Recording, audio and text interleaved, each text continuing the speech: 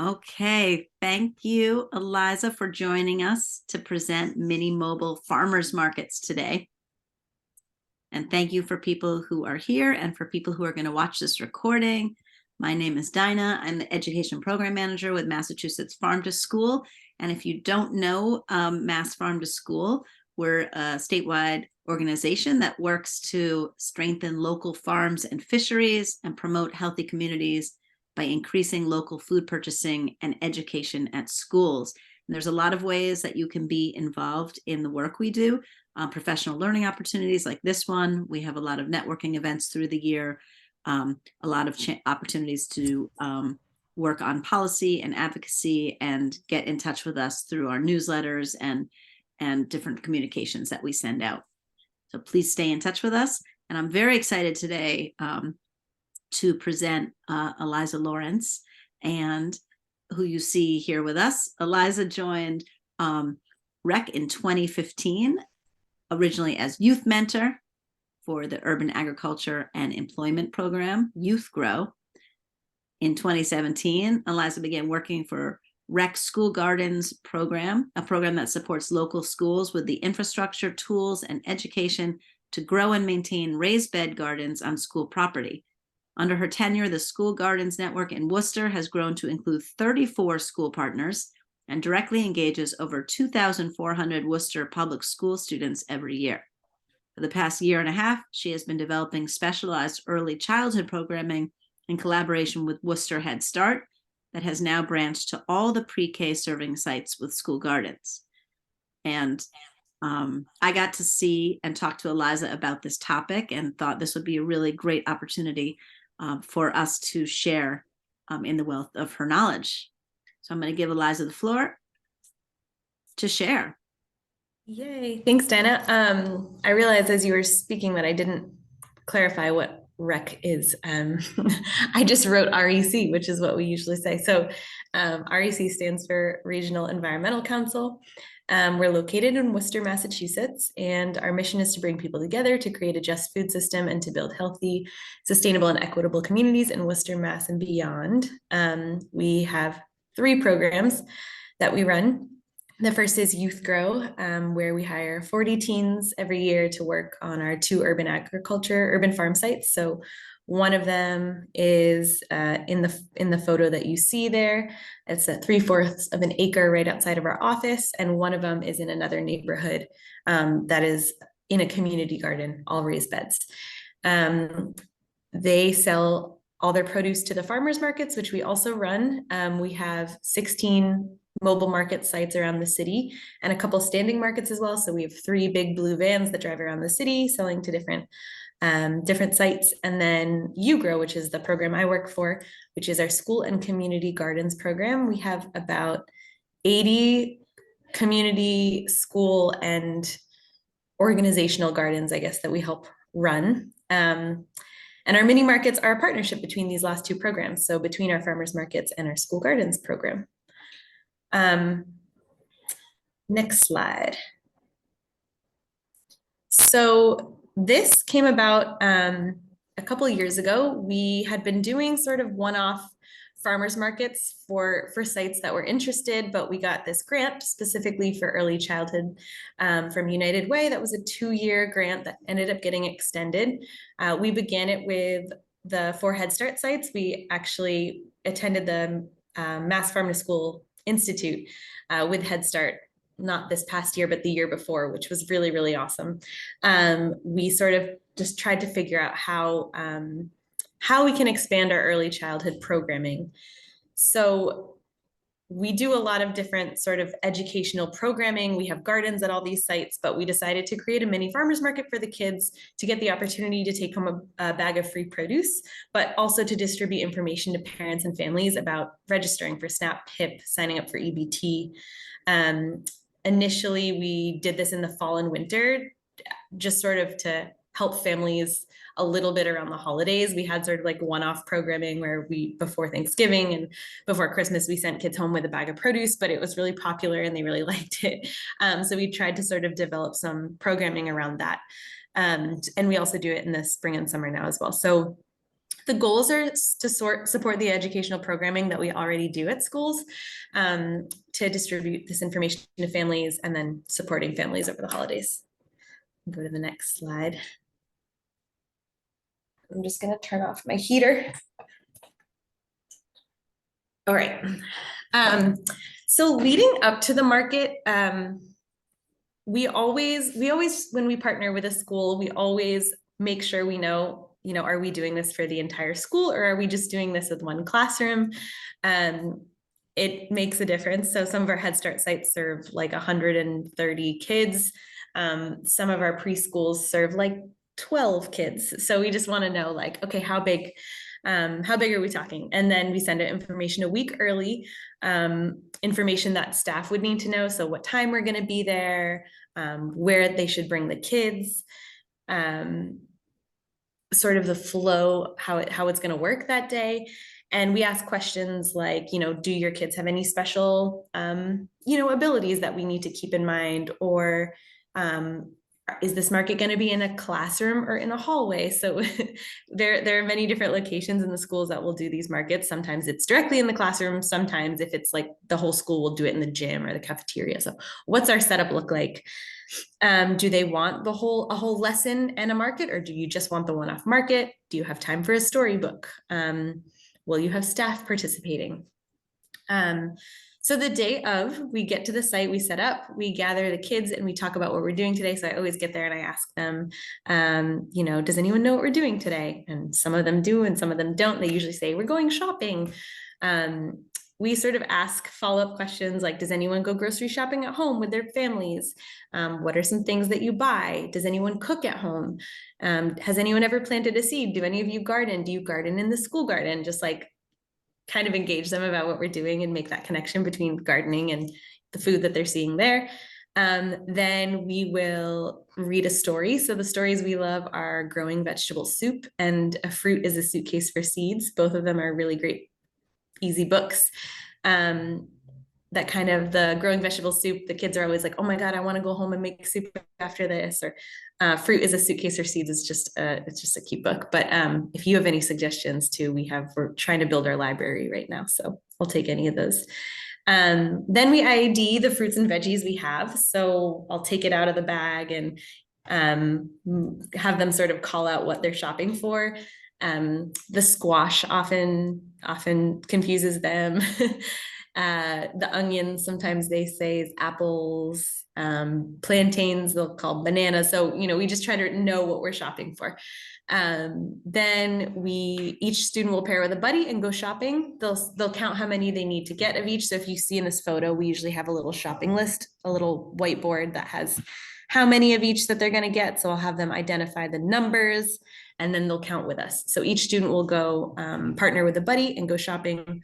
And then when they're done, we have some sorting toys, which I'll go through in the next slide. But our buddies are our staff. So we're lucky that we have farmers market staff we can bring with us, or staffing from the school. So we've had nurses, parents, support staff, office staff, older kids in other grades, custodians, help with filling the bags. But I don't know if any of you teach early childhood, but if you have 20 students in a class, it's kind of like one-to-one is the easiest way to go through the line. And we're also lucky that we have vans and trucks at our work because we run a farmer's market. So we also have cold storage to transport and store all the veggies. So these are all things to think about. We have wholesale accounts with, I'll go into that a little after, but for us, we sort of get everything delivered to our office, and then from our office, we'll go to the school. If you're working at a school, having everything delivered to the school, but keeping in mind what you can store, how much of it you can store, where you can store it, and how you're going to transport it all is something that took us a little bit of time to figure out. Like I said, sometimes our space is a classroom where we set everything up, which is really nice. We do the story in the classroom, we do the market in the classroom. Sometimes we do the story and the conversation in the classroom, and then we head to the gym or the cafeteria, or even like a hallway or a lobby to do the market. It depends if you're doing it with the whole school or you're doing it with one classroom again. Next slide.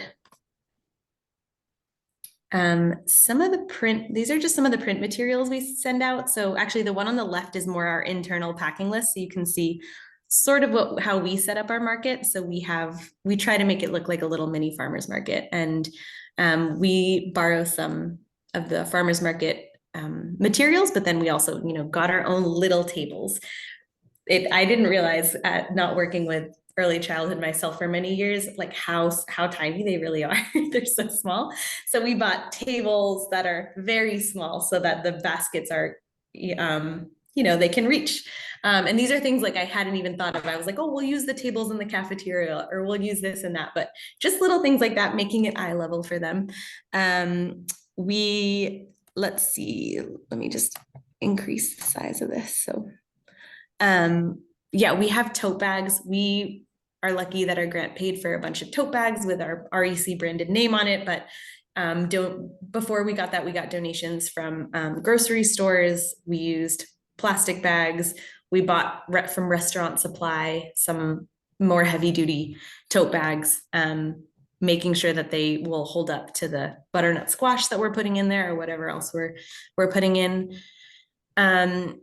We bring an A-frame chalkboard that we sort of write the list on. We bring all of our produce, the tables, tote bags, baskets to make everything look very nice, wagons and dollies, and then play materials. So we have a couple toys for them to play with afterwards. And we always send out this flyer in advance, about a week. So just letting them know we're visiting your child's classroom next week. Students will be bringing home a bag of free produce that they shopped for, because we don't want parents to be just like overwhelmed, like, oh, we got a bunch of oranges, but last night we just went grocery shopping for oranges, that kind of thing. And actually that came about because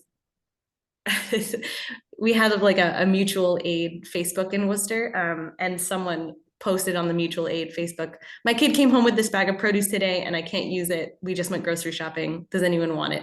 And my boss saw it and she was like, oh my gosh, like we're not alerting parents that we're coming or we're sending their kid home with a bag of produce that day. So now we always send a week early an email to all the parents saying, just so you know, they're going to bring this home next week.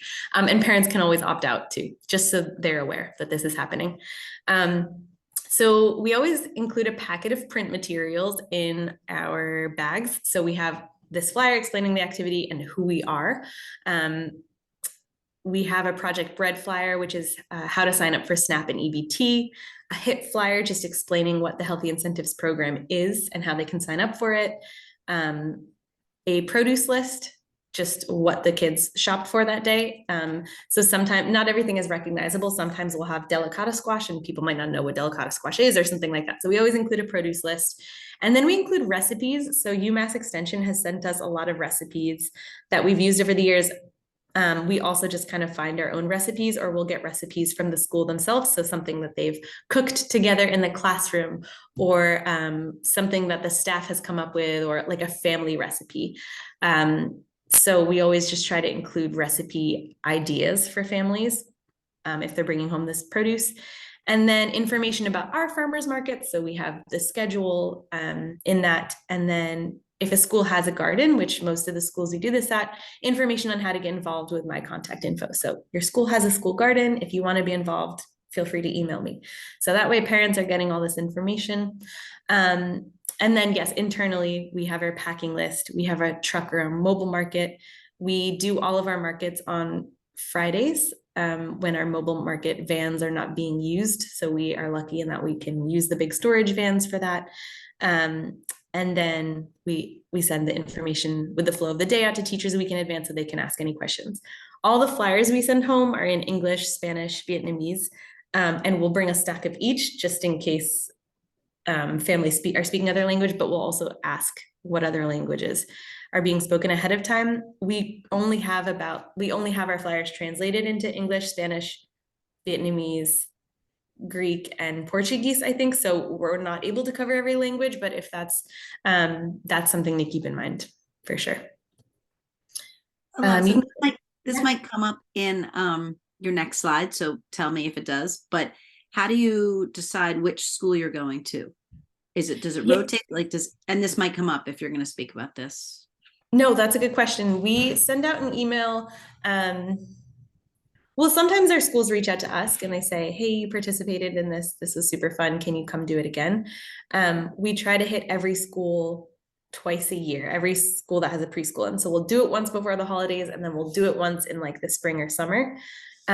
We're starting to try to lean away from doing it in the spring because our programming is so busy in the spring with like planting all of our seedlings, but we definitely are doing it every fall. So I don't know if we're going to do it in the spring next year. So we sent an email out in September to all the preschool sites that we're connected to and just said, we have this program. Here's the dates that we're available. Like, we're just available Fridays through December. And then they all signed up for one. I think we had one school that couldn't find a date that worked for them. Great. Yeah, so we just email them. Thanks. Yeah. And you can, oh yeah, tips. So we include these toys that you can see to the left just because they're like themed and related to what we're doing. But like, when you have a class of 20 preschool students and 3 of them are shopping and the rest are sitting on a mat or sitting and waiting to go shopping or want to look through their bag, we just like want to give them something to play with. And that actually our intern came up with. She was like, I'm noticing a lot of the kids are kind of getting up and wanting to go shopping again or run around. So we've started to just bring some like things that they can play with. And if you're in the classroom, I think it's a different story. They have their own activities. Some of the teachers brought coloring books for them. Just some things to think about. So we always bring toys and activities for when they're finished. The bags are really heavy for them. So depending on what they're shopping for, like in the summer, if it's like lettuce and it's a little less heavy, but in the winter, the bags can get pretty heavy, and it's really cute because they want to carry them themselves, but they can't always. So the bags are heavy. We usually bring a dolly or a cart to help them carry them to the classroom. Some schools have their own dollies or the custodian will help out, but like transporting the bags was not something that we initially considered. So some teachers really want to label them for each student. So the kid will go shopping, they'll bring it back to their teacher, they'll label who shopped, but they are all getting the same bag of produce. Sometimes a kid sneaks an extra apple or 2 or takes a bite of one of their apples. So in that case, like it is nice to have them labeled. But if the whole school is doing it, for instance, like we just line them up in the gym, and then when parent pickup comes, they each grab a bag and go. We always try to have extras for staff. And so when we ask how many kids we're going for, say there's 120 registered, at least 15 won't show up that day. Will be absent, and we do these markets on a Friday, and we don't want to give them a bag, but have it sit at the school all weekend. So we'll let staff take home the extras, and they really appreciate it. I think all the staff are always a little like, can I get a bag? So we always try to order just a little extra for the staff who's helping out. Let's see. Oh, sometimes a kid just doesn't want to go shopping. They need another distraction. We'll make a bag for them separate. Some kids are just really shy. I'm not offended if they don't want to go shopping. Next slide. So the crops. So like I said, we have commercial accounts. We run farmers markets, so it's easy for us to source. We have cold storage. We usually budget around $20 per kid. That is kind of generous sometimes, depending on the time of year or where we're getting the produce from. Like it can be $20 to $25 a kid. Sometimes it's 10 to 15. You can certainly do a market with less money per kid, depending on the time of year and what you're giving out. We always give out 5 items. I don't know how that started. We were just like, oh, we'll do 1 of these, 2 of these, 3 of these, just for like the counting purposes for kids. But you can give varying amounts of each thing. You could give out less or do less numbers of each. Spring tends to be the priciest time for markets because things are harder to get and there's less of it, and storage crops have almost run out. So the time of year definitely makes a difference. This time of year, there's a lot of things available for us. But just, we usually budget about that much per kid to give them like a hefty bag. If we did this market and they didn't really care what they were taking home and we wanted to more just give information out about SNAP or EBT, you could do like apples and some lettuce and it wouldn't be that much.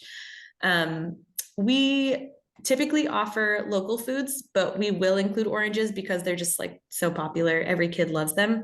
And we have an account to get oranges and plantains and things for our markets in general. In the summer, we usually offer tomatoes or fruit. So we've done boxes of blueberries, strawberries, fresh heads of lettuce. In the winter, we more offer staple crops such as potatoes, onions, apples, squash. Depending on the population, something to think about is what types of crops would be popular. So we've offered okra and plantains and eggplant and cabbage before. You know, teachers know best what their students are eating. Families know best, asking the families and the staff and educators. Something that we've considered doing is bags that are like a kit or a part of a meal. So something we've done for our farmers market is hand out like sancocho kits or sofrito kits, and just add this thing, just add the meat, or just add the rice. So you could think about that. Like, do you want to just offer a stir fry kit and give a recipe and send it out? We always include the recipes. So again, they could be family recipes sourced from the school community.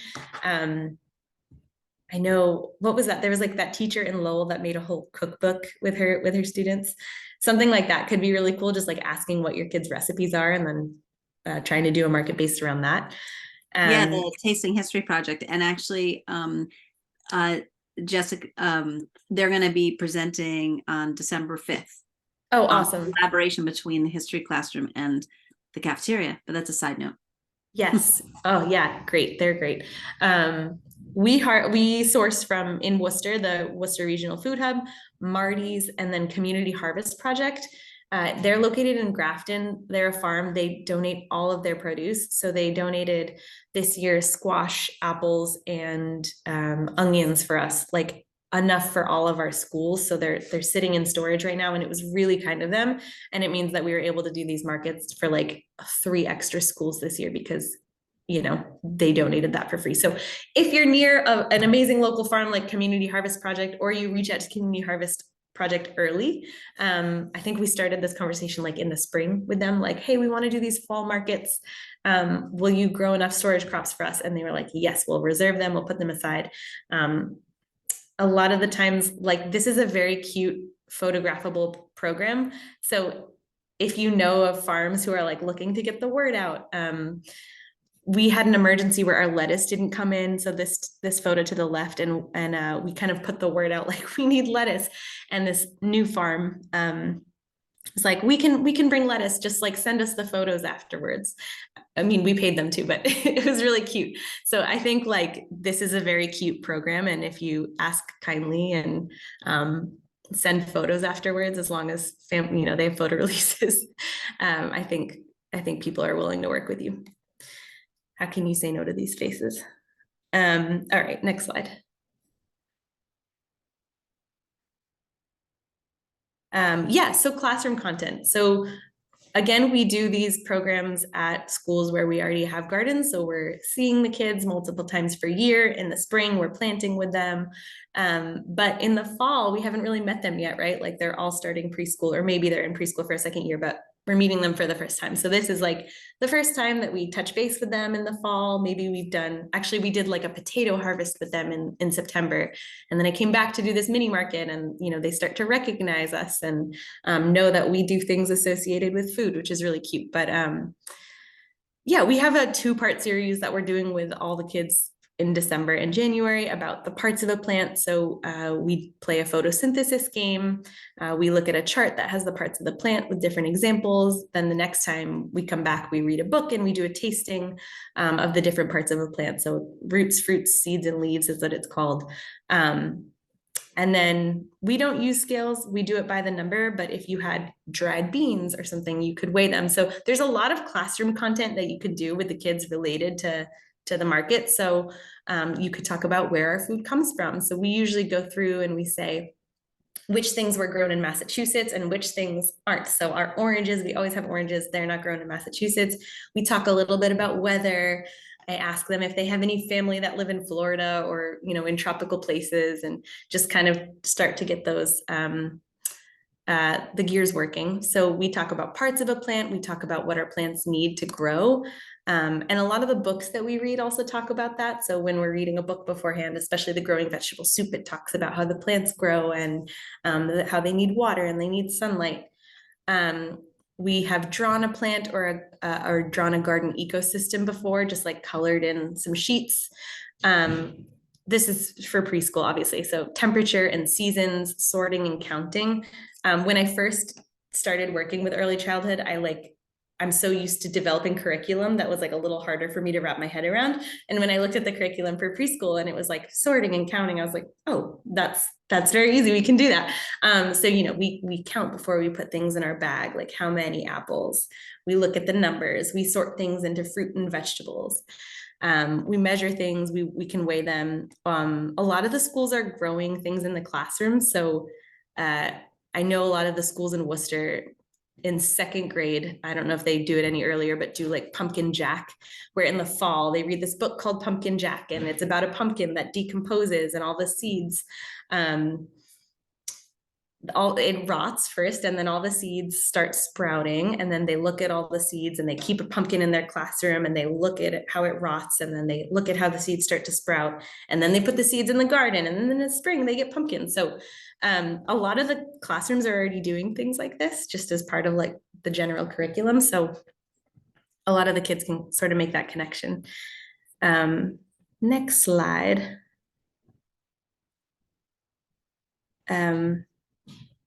Yeah, there's lots of different ways to scale this market. So if your school is small and you have more time, or you're just doing it with a classroom, you can really go in and you can, do, I think one of our classrooms did like a whole week of garden related activities leading up to our market.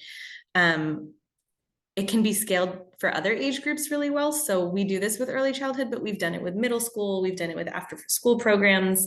We'll run like a 5-week after school program with the YWCA, and we'll include it as like a sort of finale so the kids can take it home at the end. So it's really scalable for different age groups. Most people like taking a bag of produce home. It's a fun activity. With more time, you can make a really great activity out of it, whole lessons leading up to the market. Something to keep in mind is like, what time of the year are you doing it and how does it fold into your lesson? So if you do work in a classroom, and in the spring, this is something that you're learning about, maybe you save your market for the spring, or maybe do a market in the fall for preparation for that. Every grade is different what they're learning, but it is really scalable. Next slide.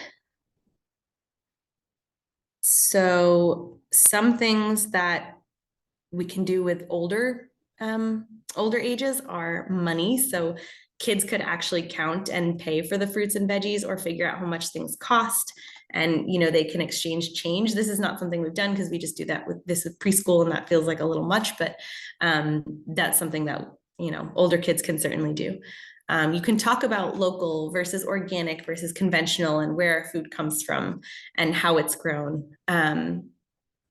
This pumpkin jack thing I mentioned, you can tie it into garden maintenance. So if the kids are already taking care of the garden, or they're a little bit older and they've taken care of the garden in other years, you can tie it into that. So what sorts of things could we grow that we have here today? Could we grow in our garden? Could we do something like that with the crops we've grown in our garden, or do we not grow enough? Is our garden too small? Things like that. Weather and climate, where things come from. One of our one of our classrooms did the plant hardiness maps. So they looked at each of the things that we offered, and then they put it on the map. They researched sort of where in the world this could be grown. That's a really fun thing for kids to look at and sort of figure out which ones of the crops that are their favorite. Like they always are like, when we go around and we say like our favorite vegetable, sometimes we'll go around and say your name and your favorite vegetable or fruit, and so many of them are like mangoes. Can we grow mangoes here? And we're like, no, we can't, but let's look at the USDA plant hardiness map and let's look at where we can grow that. Researching where each plant comes from originally in the world. So a lot of the time I feel like people think gardens and they think of growing and they think of, okay, science, this has to do with science curriculum, but there's so many other curriculums we know that this can be tied into. So where does each plant come from originally in the world? Like, what are we getting? Like, where are apples from?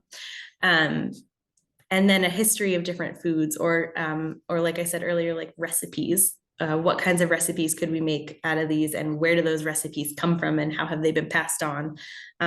We could do I mean, there's so much there. This is just a couple of things that we could do.